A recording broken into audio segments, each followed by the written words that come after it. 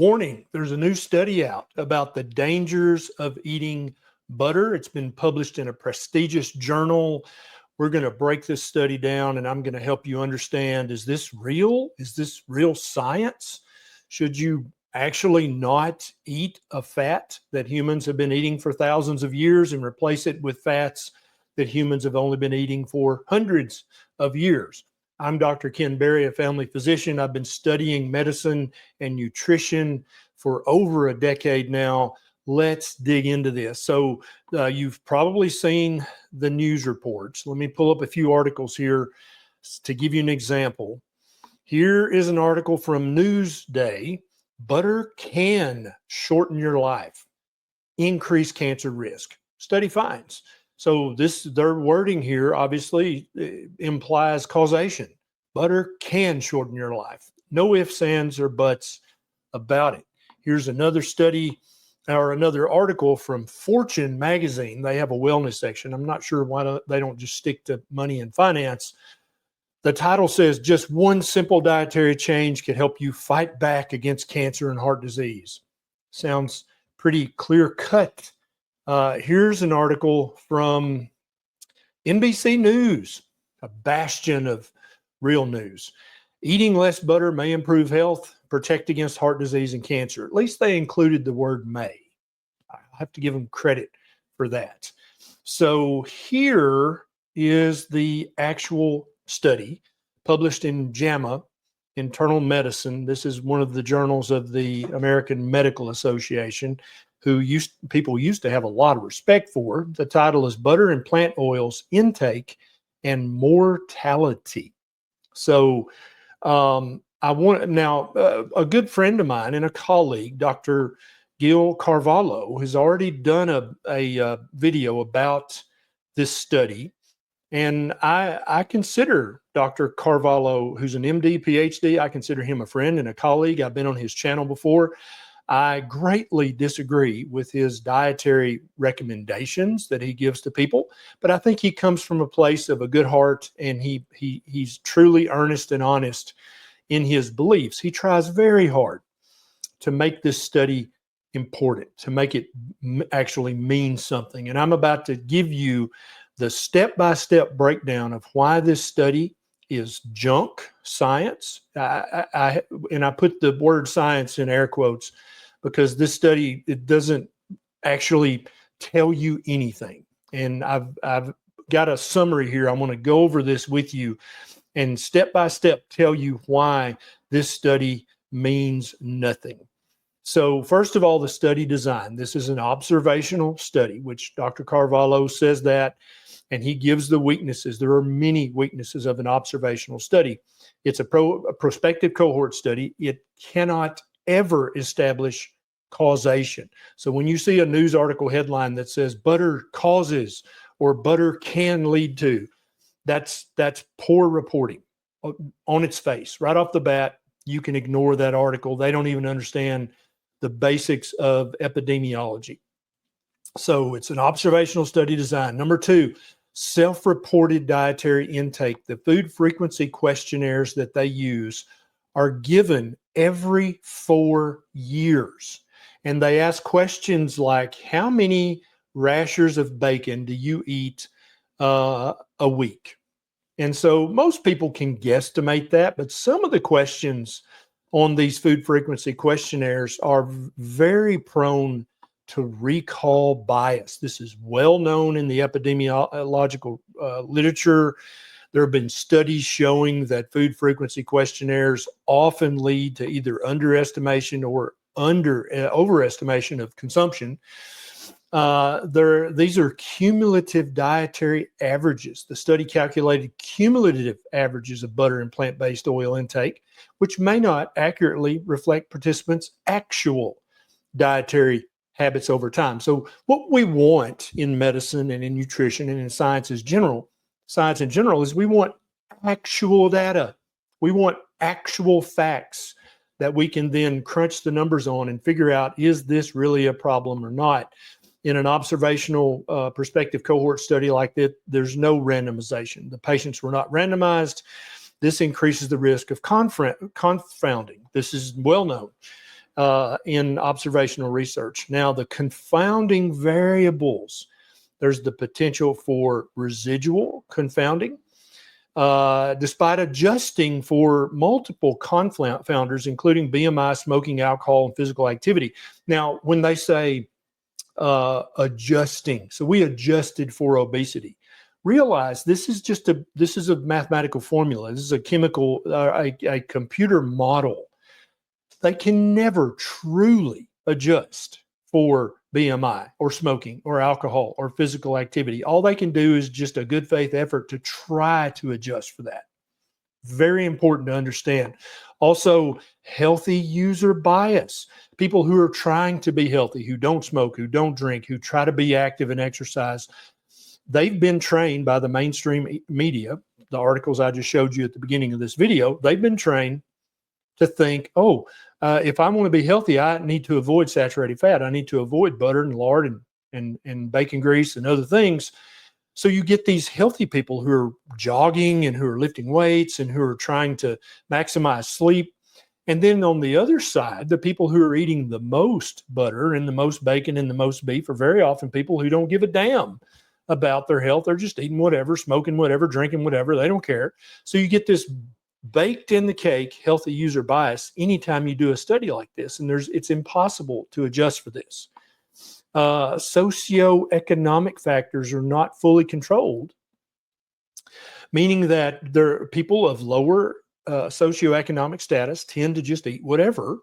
They don't have access to all the information somebody in the top 10% of the income has. They don't have access to a personal chef or to a nutritionist on call for them, or they don't have 5 refrigerators and 3 freezers that they can keep all this healthy food in. They're just doing the best that they can. And then dairy intake and butter consumption was not fully differentiated. The study lumps butter consumption together, but does not account for differences in dairy product consumption patterns. Also very, very important. Now, there was a lack of control over dietary components. The study did not isolate butter and plant-based oil intake from the rest of the diet. It makes it very difficult to determine if there's any direct effect. Plant-based oils were grouped together. So in this study, they grouped olive oil, canola, soybean, corn oil, safflower, vegetable shortening. They lumped all these things together. So again, this is not even real data. These are not even true facts that we can then do a study about. There was no differentiation between cooking and uncooked oil use. We know for a fact that if you cook at high temperatures with soybean, canola, vegetable shortening, that it causes oxidation, and that can cause inflammation in the body. This was not accounted for in this study at all. Also, there was a complete lack of looking at or talking about the industrial processing that has to be done on soybean, corn oil, canola, and other vegetable oils. They have to refine it, they have to bleach it, they have to deodorize it, which can, it's been shown that it can induce pro-inflammatory compounds into the oil. None of this was taken into account. The cause of death classification was determined by death certificates. Now, being a doctor for 22 years, I've had to fill out hundreds and hundreds of death certificates. And I can tell you, this is one of the least favorite things that a doctor can do. Doctors don't enjoy doing this. We don't get paid to fill out death certificates. So most doctors half-ass this. They're like, I don't know. There was no autopsy. I don't know what really killed this person. So I'll just say heart disease, or I'll just say acute myocardial infarction. Even if there's no evidence of that, death certificates are a terrible, terrible way of gleaning what actually killed a person. And I know if you're not in the medical field, you may be saying, wait, what? Death certificates? Doctors just half-ass that? Yes, all the time. The state death offices are constantly yelling at doctors because doctors will just put heart disease, and you can't do that. They send it back and say, no, you have to be more specific. And very often I can remember in hundreds of situations where I'm like, this person died at home. The family found them 3 days later. They didn't have an autopsy. They're now in the ground. because you typically don't get the death certificate for a week or two after the person dies. I'm like, how can I possibly know? So I made something up, just like every other doctor does. They made all kinds of cancer and cardiovascular mortality assumptions. The study assumes a direct link between butter and cancer mortality, but does not provide a plausible mechanistic explanation. We've been eating butter and lard and beef tallow for thousands of years. Tell me a mechanistic explanation of how it's now suddenly bad for us. There's no subgroup analysis of omega-6 versus omega-3 ratios. That's also very important. Now, here's a big one, the statistical limitations of this study. The hazard ratios are very small. The hazard ratio for butter is 1.15. So a hazard ratio of 1.0 means there's no risk. So this is literally a tiny possible risk with butter. And then the hazard ratio for plant-based oils is 0.84. Again, this is a very tiny statistical difference. It suggests a very weak association. And it may not be clinically significant at all. And I opine it's not clinically significant. My colleague who believes in a plant-based diet would say, oh, I think it is, but that's just two opinions. And you know what an opinion is worth. Multiple comparisons without adjustment. There are many subgroup analyses increasing the risk of false positive findings. So also this was actually performed in a study that's been going on for decades. And it's done in predominantly white healthcare professionals. Okay. There was a doctor's study and a nurse's study. So these results, are they applicable to poor Hispanics? Are they applicable to poor African Americans?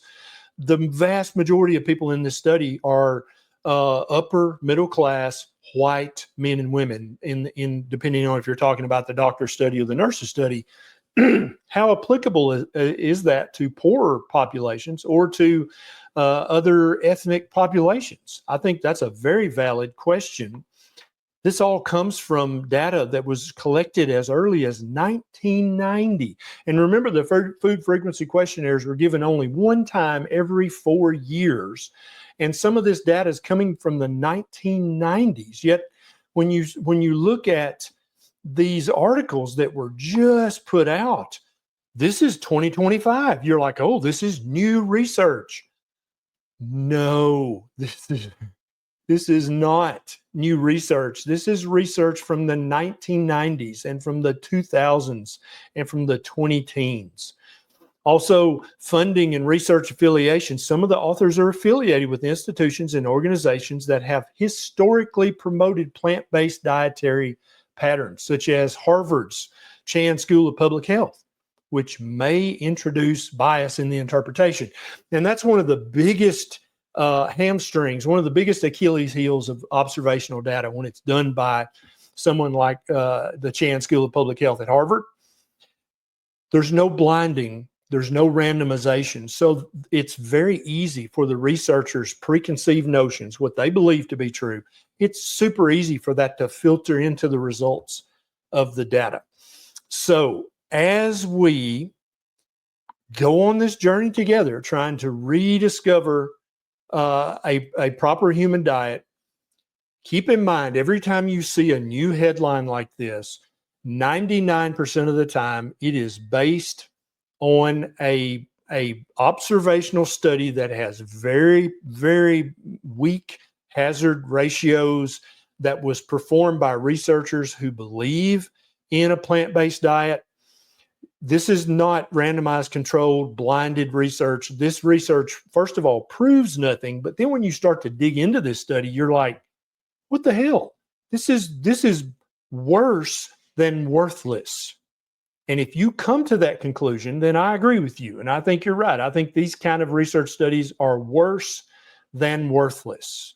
The only thing that this study could help us with is, okay, well, maybe there's something here. Maybe we need to do further research in a more controlled fashion and maybe a more blinded fashion, so that we can actually get some findings that could actually imply, if not show, causation. But this study, my friends, this study ain't it at all. So as we continue to go down this road together of learning, rediscovering what is a proper human diet, this kind of research is really not helpful at all. In my opinion, if you're watching this and you're like, well, I was thinking about doing a ketogenic diet or a carnivore diet, but I just saw this study about butter. In my opinion, your results, if you said, okay, screw this butter study, I'm gonna go keto or carnivore or ketovore or do the lion diet. I'm gonna do it for 90 days. At the end of that 90 days, your results, how much weight you lost, how much your lab markers improved, how much better you feel, how much better you look. In my opinion, your data that you're going to collect on your 90-day journey of rediscovering a proper human diet is much more valuable to you than the data, the pseudo data, the sort of data that comes from a bullshit study like this one that we've highlighted today. Now, if you're ready to start low carb, keto, carnivore, and you're like, yeah, I'd love to do that, but my family's not going to help me. I've got no support. I've got a private community that you can join. It's very affordable. And there are thousands of people from every continent on planet Earth, except Antarctica, who are doing this journey back to a proper human diet. And we're all doing it together as a giant tribe across 6 different continents. And we'd love for you to join us. If you'd like to join us, there's a link in the show notes. This is Dr. Berry. I'll see you next time.